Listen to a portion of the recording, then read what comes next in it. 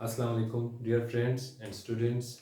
I am Kudratullah with you people with the new chapter of class second year course, and today's chapter is the homeostasis. So, firstly, in this chapter, in this class, in this lecture, we will know about that what is homeostasis, why it is necessary for the individual, right?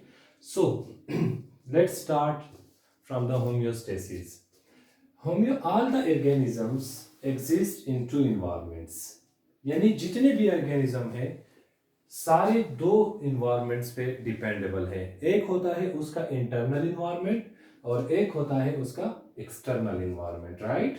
So external environment is actually that environment where the organism is situated, यानी वो environment जिसमें organism रहता है, जहां पे वो resident करता है, ठीक है? तो उसको हम कहते हैं external environment, right? Let suppose, इसका मैं आप लोगों को एग्जांपल बता रहा हूं।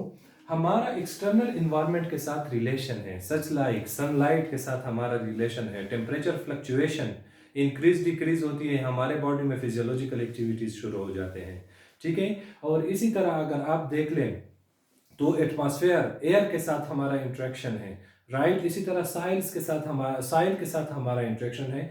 सो we are completely dependable on the external environment as well, and the other one is the internal environment, right? Internal environment is the internal body components that may include tissues and body fluid, right? And also the intracellular spaces. Okay, between the cells we have a space, and that space actually contain the circulatory components in the form of a lymph, right? उसमें क्या होता है? Mainly lymph fluid होते हैं, lymphatic fluid होते हैं। so this is actually the internal environment. so यहाँ पर internal environment external environment को स्टडी करने का मतलब क्या है? यहाँ पर इसका मतलब यह है कि हाउ वी कैन रेगुलेट, हमने किस तरह इन दोनों इन्वायरमेंट को रेगुलेट करना है, right? Homeostasis actually means regulation of the environment, कि हम किस तरह अपने इंटरनल इन्वायरमेंट को with respect to the external environment regulate करेंगे। So let's start from the word homeostasis is actually the combination of two words, homeo, which means same, or static, and same, and static means standing or condition. So as the name indicate that this is that process in which the organism want to remain same, the unchanged, the normal, the constant. So this is related with the homeostasis. So for the first time, this term, the homeostasis, was explained by a French physiologist named as Claude Bernard in 1849. In 1849, Claude Bernard defined the homeostasis on behalf of the internal and external environment, right? He only explained that every organism sustains two different type of environments. The one is the external environment, which is dependable on the organism, and the other one, the second, the internal environment, is that component such like our blood, our body tissues, all of these are present inside our body. So this is considered as the internal environment. But later on, another scientist named as Walter Bradford in 1926, he give the specific name to the homeostasis. उसने इस homeostasis term का इस्तेमाल इस scientist ने किया था, Walter Bradford ने। Walter Bradford ने होम्योस्टेसिस का टर्म जो है ये वाल्टर ब्रेडफोर्ड ने 1926 में सबसे पहले यूज किया है। सो let's start from the definition of the homeostasis. Actually, homeostasis is the tendency of an organism to regulate its internal environment normal with respect to the outer environment, right? कि किस तरह एक ऑर्गेनिज्म अपने internal environment को regulate करता है, maintain करता है, कांस्टेंट रखता है, नॉर्मल रखता है with respect to the external environment. लेकिन here is a confusion, normal, right? Normal के लिए हम कांस्टेंट का लफ्ज भी यूज कर सकते हैं, right? But here the most suitable word is nearly constant, not constant, because कोई भी इंडिविजुअल ऐसा नहीं है जिसका जो फिजियोलॉजिकल टेम्परेचर है या फिजियोलॉजिकल कंडीशन है वो कांस्टेंट रहे, बिकॉज कांस्टेंट इन्वायरमेंट सिर्फ और सिर्फ डेड बॉडी की होती है, right. Constant environment dead body की होती है, क्योंकि बॉडी में फ्लक्चुएशंस होते हैं, इंटरनल इन्वायरमेंट में लिविंग ऑर्गेनिज्म में फ्लक्चुएशंस होते हैं। सो दैट्स व्हाई हम ये नहीं कह सकते कि हमारा physiological temperature it must be 37 degree centigrade.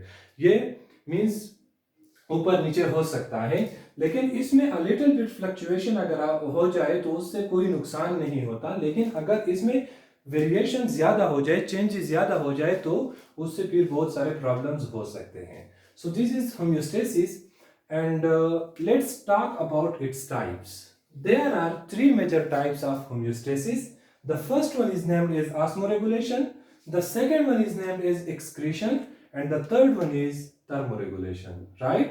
So as the name indicate, osmo is actually derived from water. It's used for the water or solute concentration, right?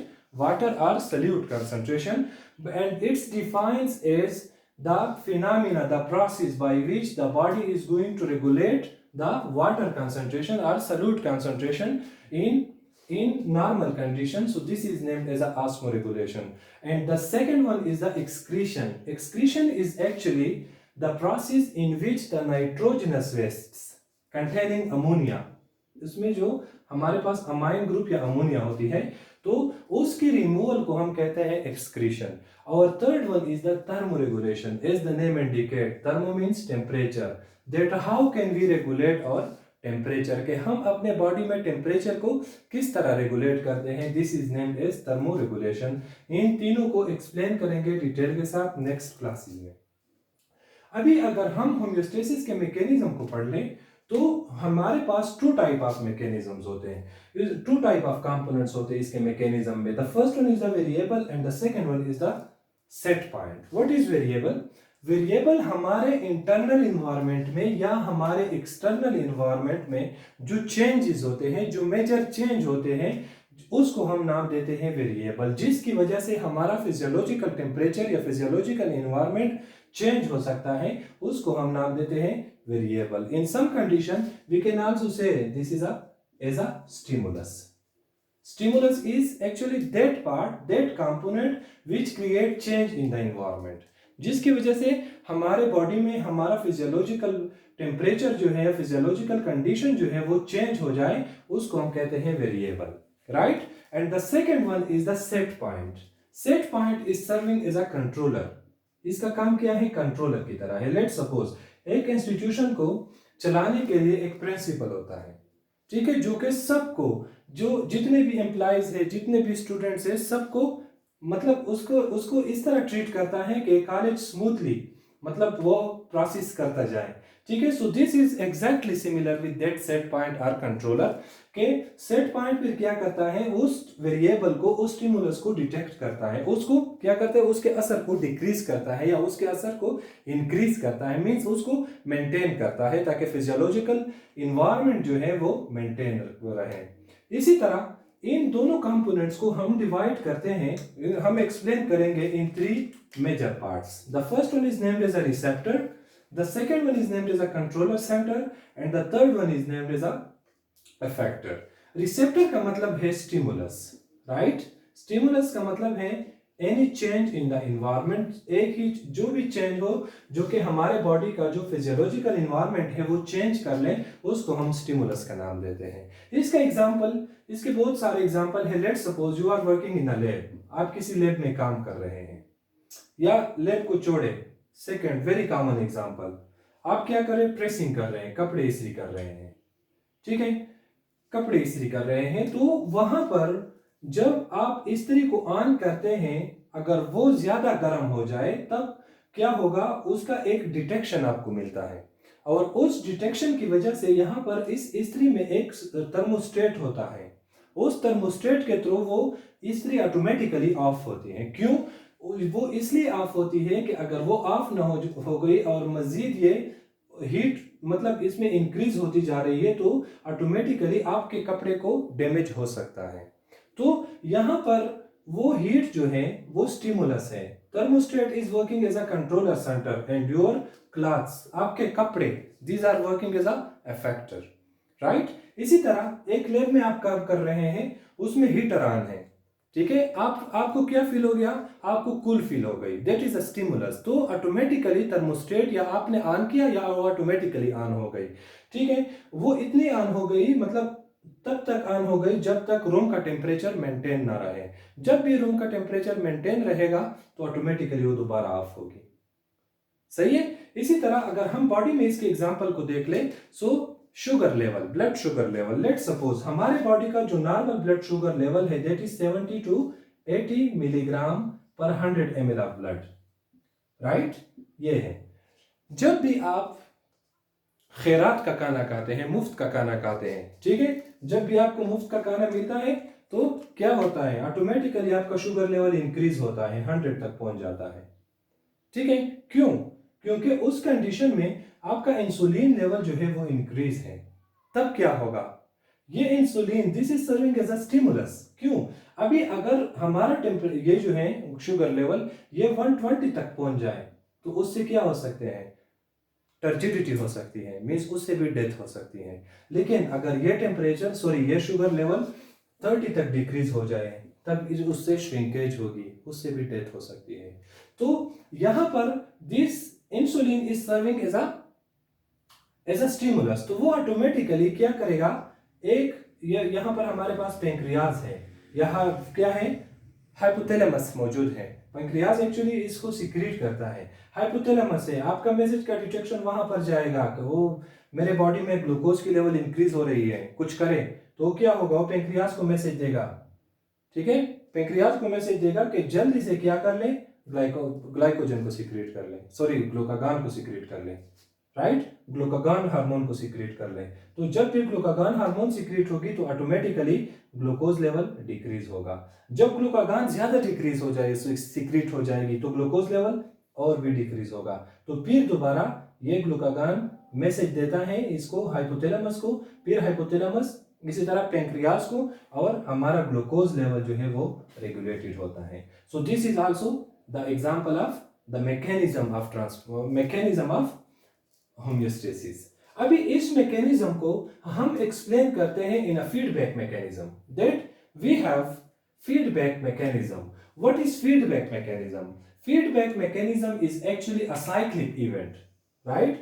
This is a cyclic event in which the output of a system is used to inhibit the system. This is a very important point. यहां पर ये point जो है, the output of a system is used to inhibit the system. This is called as feedback mechanism. यहां पर इसको जोड़े, we have two types of feedback mechanism. First one is named as a negative feedback mechanism and the second one is named as positive feedback mechanism. तो normal condition में अगर हम feedback mechanism की बात करते हैं तो that is actually the negative feedback mechanism. वो हम नेगेटिव फीडबैक मैकेनिज्म की बात करते हैं. Negative feedback mechanism is actually that process in which the individual, this is actually the inhibitory, right. This is actually the inhibitory process. Okay? ये क्या है, ये inhibitory in nature है. Inhibitory का मतलब ये है कि हमारे पास एक प्रोसेस अगर शुरू है, ठीक है, तो क्या होगा, अगर नेगेटिव फीडबैक मैकेनिज्म में एक अगर स्टिमुलस एक स्टार्ट होता है तो दूसरा ऑटोमेटिकली ऑफ होता है. यहां पर आप लोगों को एग्जांपल दी मैंने किस चीज की, ब्लड ग्लूकोज लेवल की, कि जब भी आप मुफ्त का खाना खाते हैं, खैरात का खाना खाते हैं, तो ऑटोमेटिकली आपका ग्लूकोज लेवल इंक्रीज होता है. लेकिन तो उस कंडीशन में आपका इंसुलिन लेवल क्या होगा, वो इंक्रीज होगा. लेकिन with the passage of time क्या होगा, आपका हाइपोथैलेमस पेंक्रियाज को मैसेज देगा कि डिक्रीज कर ले. किस तरह डिक्रीज होगा, ग्लूकागॉन हार्मोन सिक्रीट होगा, तो वो इसको डिक्रीज करेगा. सो मींस कि जब भी इंसुलिन की सिक्रीशन स्टॉप हो गई तो ऑटोमेटिकली ग्लूकागॉन हार्मोन इंक्रीज होगा, ठीक है. So this is named as the inhibitory process या inhibitory component. So that is actually the negative feedback mechanism, and the other one is named as the positive feedback mechanism. This is stimulatory. Okay, this is stimulatory process. Stimulatory process का मतलब यह है, इसका example मैं आप लोगों को बता रहा हूं। जब पार्चुरेशन होती है, मींस डिलीवरी होती है, तो बेबी का हेड सर्विक्स पे प्रेशर एग्जिस्ट करता है, राइट। बेबी का हेड सर्विक्स पे प्रेशर एग्जिस्ट करता है। वहां पर जो लेयर्स होते हैं उसकी सेंसेशन होती है ऑक्सीटोसिन हार्मोन के साथ। और ऑक्सीटोसिन हार्मोन जो है वो एक्चुअली बनता है हाइपोथैलेमस में, हाइपोथैलेमस में बनता है, और फिर उसके बाद ये पोस्टीरियर पिट्यूटरी ग्लैंड में स्टोर होता है।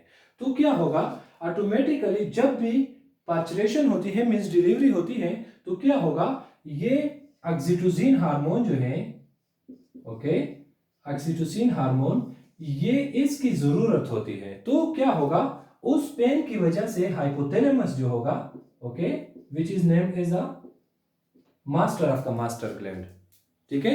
Hypothalamus is named as a master of the master gland. Why? Because pituitary gland is also under the control of the hypothalamus. So that's why we can say master of the master gland. पुख्तू के होता है कि मशरान मशर, ठीक है। तो oxytocin hormone होता है, और ये हाइपोथैलेमस फिर क्या करता है, ऑक्सीटोसिन हार्मोन को सीक्रेट करता है।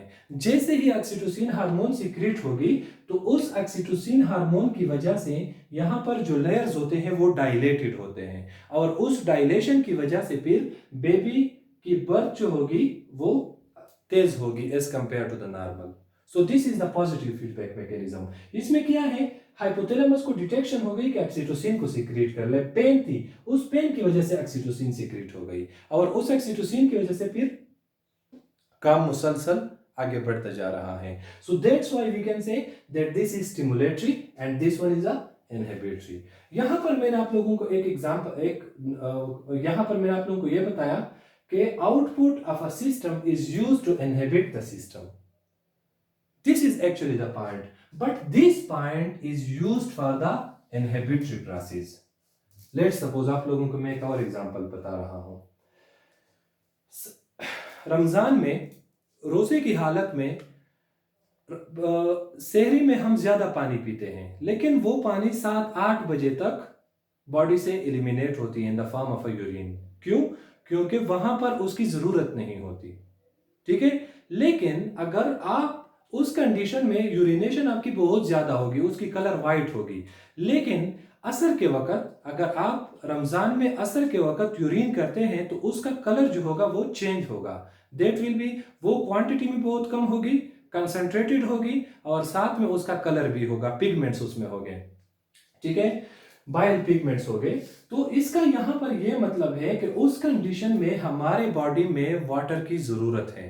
तो हमारे जो नेफ्रॉन है, ठीक है, उसके जो ascending and descending lobe of Henle है, वहां पर वाटर की जो एब्जॉर्प्शन होती है, तो वो क्या करते हैं, हाइपोथैलेमस को मैसेज करते हैं, हाइपोथैलेमस को मैसेज करते हैं कि हाइपोथैलेमस को मैसेज करते हैं कि मेरे बॉडी में वाटर की कमी है। उस वाटर की कमी को खत्म करने के लिए, राइट, उस वाटर की कमी को खत्म करने के लिए हाइपोथैलेमस से फिर क्या होगा, पिट्यूटरी ग्लैंड को मैसेज आएगी कि आप एक हार्मोन को सीक्रेट कर ले। उस हार्मोन का नाम है A D H. A D H, A D H means anti diuretic hormone, right, anti diuretic hormone, anti diuretic hormone, और this is also named as vasopressin, okay, vasopressin hormone. तो वो हाइपोथैलेमस ये इस वेसोप्रेसिन हार्मोन को सीक्रेट करेगा, और उसकी वजह से फिर हमारे बॉडी में एब्जॉर्प्शन, यानी ये वाटर की कंसंट्रेशन को मतलब लॉस होने से बचाते हैं कि वाटर को ज्यादा लॉस, मतलब हमारे बॉडी से ज्यादा वाटर ना एलिमिनेट हो जाए। तो यहां पर इसका रूल किस तरह आ गया कि नेफ्रॉन से मैसेज आ गया हाइपोथैलेमस को, ठीक है, कि क्या है, मेरे बॉडी में वाटर की कमी है, मुझे वाटर की शदीद जरूरत है। तब क्या होगा, उसने एडीएच हार्मोन को सीक्रेट किया।